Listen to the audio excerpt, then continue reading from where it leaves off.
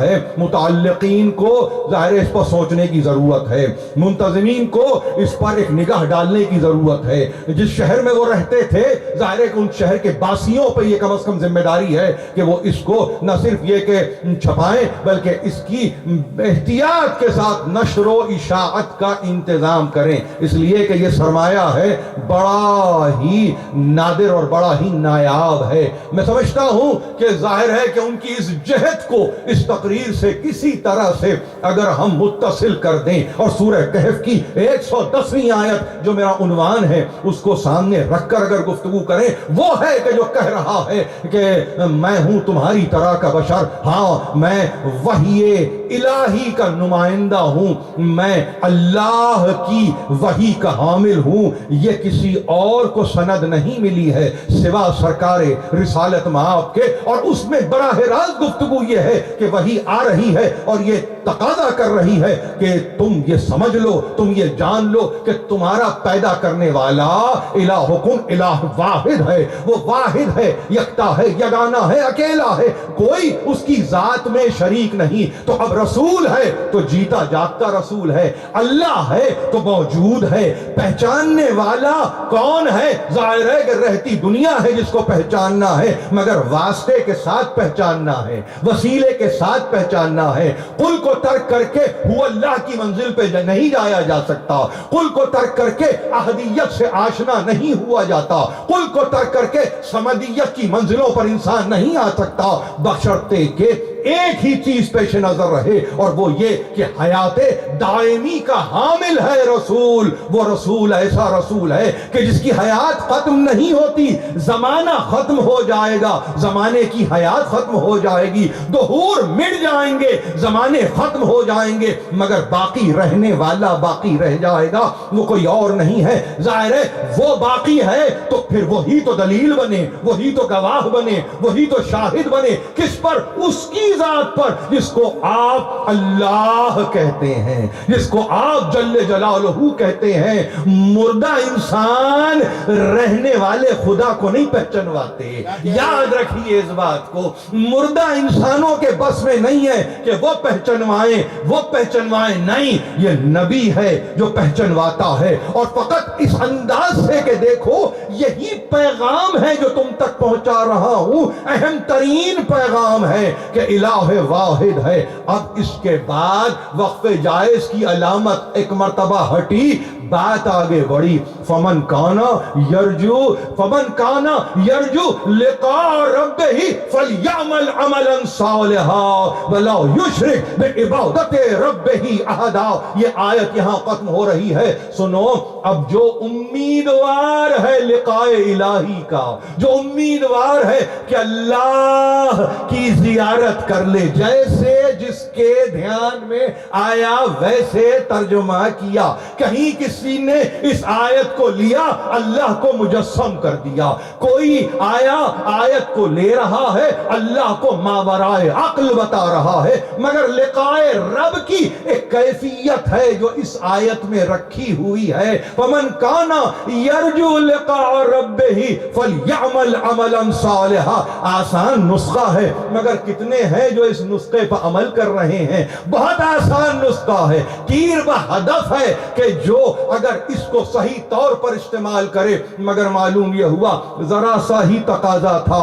اور یہ تقاضا کیا تھا کہ عمل صالح اختیار کرو، عمل صالح بجا لاؤ، تو کیا ہو؟ ظاہر ہے تمہاری ملاقات کا ذمہ میں لے رہا ہوں، میں ذمہ لے رہا ہوں کہ پیدا کرنے والے سے تمہارا ربط پیدا ہو جائے گا، ضبط کی منزل پر آ جاؤ گے، اس کے دربار میں جا سکو گے، اس کے سامنے آ سکو گے، بشرطے کہ صالح عمل ہو، وَلَا يُشْرِكْ بِعِبَادَتِ رَبِّهِ أَحَدًا۔ اور دیکھو کسی اور کو اس کی عبادت میں شریک نہ بنانا۔ آیت بظاہر بہت لگتا ہے جیسے عام فہم، آسان فہم، لیکن میں نے عرض کیا ابتدا میں انما انا بشر مثلکم پر رک جانے والے اس بات کی خود دلیل دے رہے تھے کہ رسول کا پورا پیغام انہیں کسی دور میں پسند ہی نہیں آیا. یا الوہیت کی طرف بلانے والا رسول بلاتا رہا، نہ آنے والے نہ آتے رہے. نہ ولایت کی طرف بلانے والا رسول بلاتا رہا، نہ آنے والے نہ آتے رہے. تو گویا یہ طبیعت ہے، الوہیت سے مزاج کو پہچانا ہے کہ ولایت تک کوئی آئے گا کہ نہیں آئے گا. یہ الوہیت کو معیار بنایا تاکہ دیکھیں کہ ولایت پر بھی کوئی آتا ہے کہ نہیں آتا. مسلمان انا بشر مثلکم کہہ کے رک گئے. وہاں بھی یہ کہنا ہم جیسا، یہاں بھی یہ کہنا جس کو بنایا وہ بھی تو ہم جیسا. تو ہم کیوں نہیں کوالیفائی کر پاتے؟ ہم کیوں نہیں کوالیفائی ہو جاتے؟ جو اصول پہلے دن رہے گا، جو بشریت کا اصول رہے گا، وہی اصول ولایت تک جائے گا. بشریت میں اگر وحی ربانی کا دخل ہے تو ولایت میں بھی وحی ربانی کا دخل ہے. کسی کی مجال نہیں ہے کہ وہ بنائے ہوئے بندوں کو چن کے یہ کہے یہ ولی خدا ہے، یہ وہ ہے کہ جو اللہ کا ولی ہے. کسی کی مجال نہیں ہے. کوئی کہہ نہیں سکتا آیتوں سے آزمایا ہے، آپ بلغ پہ جا کے آزمانے کی کوشش کر رہے ہیں. ارے مکی سورہ ہے کہف، مکی مدنی نہیں ہے، یہ مائدہ نہیں ہے، یہ زمانہ آخر نزول وحی میں آنے والا سورہ نہیں ہے. یہ مکی زندگی کا سورہ ہے. جو مکے میں پہچانے گئے ہو انہیں ہم مدینے میں کیا آزمائیں؟ یہی تو تاریخ ہے. دنیا کہتی ہے آزماؤ آزماؤ. ارے جس کو کئی مرتبہ آزمایا گیا ہو اس کو اور کتنی مرتبہ آزمائیں؟ یہ تو کوئی اصول بتلاؤ، یہ تو کوئی بات بتلاؤ. کس کی مجال ہے کہ رسول کے سامنے آ کے یہ کہے کہ ہم یہ سمجھ رہے ہیں، ہم یہ جان رہے ہیں؟ اور اگر کہیں کہا تو یہی کہا دیکھو یہ مرضی الہی ہے. وما ينطق عن الهوى ان هو الا وحی یوحی. کلام ہی کوئی نہیں کرتا جب تک کہ وہی متکلم نہ ہو جائے، وہی جب تک نہ بولنے لگے. یہ مزاج رسول ہے جو بشریت کا جامع اوڑے ہوئے ہے مگر تمہیں الوہیت کے بارگاہ میں لیے جا رہا ہے. تو احسان ہے اس کا کہ جب چاہے الوہیت کی بارگاہ میں لے جائے، جب چاہے ولایت کی بارگاہ میں لے جائے. کسی اور کی مجال نہیں ہے. دنیا سے سمجھنے میں غلطی ہو رہی ہے. یہ تقریر اپنے ظاہر انتہائی منازل پہ ذرا سی تیز گام، مگر اس کو اس انداز سے سمجھ لیجئے کہ ایک پیغام ہے جس کو پہنچانا ہے. ہاں ہمارے پاس کوئی اور طریقہ نہیں، کوئی اور سلیقہ نہیں. ظاہر ہے کہ مولانا حسن امداد علی اللہ مقامہ کا تذکرہ ہم کر رہے ہیں. وہ جن جن سے متاثر رہے مجھے بتلانے کی ضرورت نہیں ہے وہ کن کن ہستیوں سے متاثر رہے، مگر ایک ہستی جس سے وہ حتماً متاثر رہے، انیس میر ببر علی انیس ابن میر خلیق مرحوم، میر مستحسن خلیق مرحوم. ظاہر ہے کون ہے ایسا جو اس زمانے میں یہ کہے کہ ہم نہیں جانتے یا ہم نہیں پہچانتے؟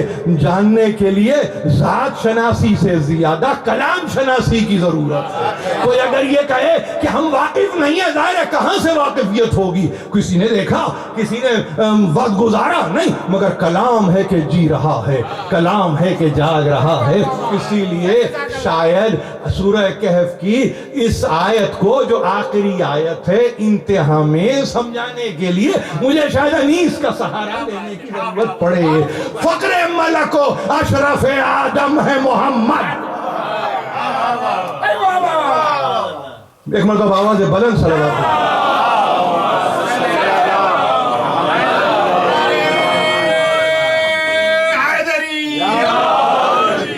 فخر ملک و اشرف آدم ہے محمد. قل انما انا بشر مثلکم پہ رک جانے والے اگر اس مطلع کو دیکھیں اور اس کو سمجھیں، فخر ملک، اشرف آدم، یہ اصطلاحات ہی سمجھ میں نہیں آئیں گی کہ فخر کیسے بنتا ہے ملائکہ کا. آدم میں یہ شرف پاتا کیسے ہے ایک انسان؟ فخر ملک و اشرف آدم ہے محمد. اکلیل سر عرش معظم ہے محمد. اکلیل، آپ سمجھ رہے ہیں؟ یہ اردو ہے اور ظاہر ہے کہ اردو سے آگاہ اور آشنا ہونے کی ضرورت ہے. یعنی کمپس کا تصور نہیں ہے جب تک کہ ایک مرتبہ نقطہ نہ بنا دے پرکار. دائرہ تو جب کھینچے گا کہ جب استوار ہو قدم. اگر قدم ہی استوار نہ ہو تو پرکار دائرہ کیسے کھینچے؟ اکلیل سر عرش معظم ہے محمد. تیسرا مصرع اگر مسلمانوں سے برداشت نہ ہو سکے تو ایکیوز کریے انیس کو.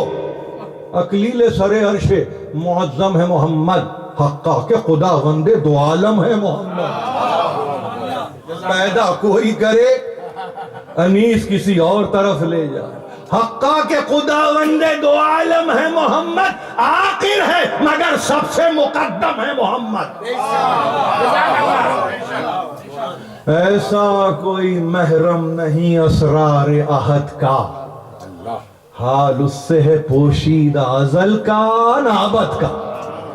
اب اگر اس طرح سے اس ہستی کو انسان سمجھ لے تو آیتوں میں اپنی تعویلیں تلاش کرنے کی ضرورت نہیں ہے.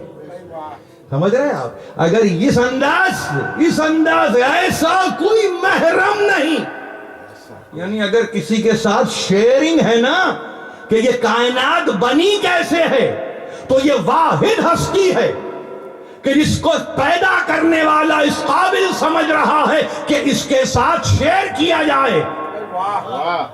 یہ عجیب و غریب بات ہے. ایسا کوئی محرم نہیں اسرار عہد کا. احدیت کے اسرار ہیں، یہ اسرار خودی نہیں، یہ رموز بے خودی نہیں. ایسا کوئی محرم نہیں اسرار عہد کا، حال اس سے ہے پوشیدہ ازل کا نہ ابد کا. تو جس سے احوال ازل اور ابد کا پوشیدہ نہ ہو تو کیا وہ مردہ ہوتا ہے؟ کیا اس کے لیے کسی تاریخ کو 12 وفات کہا جاتا ہے؟ کیا ایسی صورت ہوتی ہے؟ نہیں. جو دائمی حیات دے رہا ہو خود حیات کو. تبارک الذی بیدہ الملک وہو علی کل شیء قدیر الذی خلق الموت والحیات لیبلوکم ایکم احسن عملا. پاک و پاکیزہ ہے ذات، بابرکت ہے وہ ذات کہ جس کے دست قدرت میں ملکوت ہے، ملک ہے، سلطنت ہے، کingdom ہے، جیسا ترجمہ چاہے کیجئے. وہ کون ہے؟ خلق الموت والحیات، جس نے حیات کو بھی خلق کیا ہے، موت کو بھی خلق کیا ہے.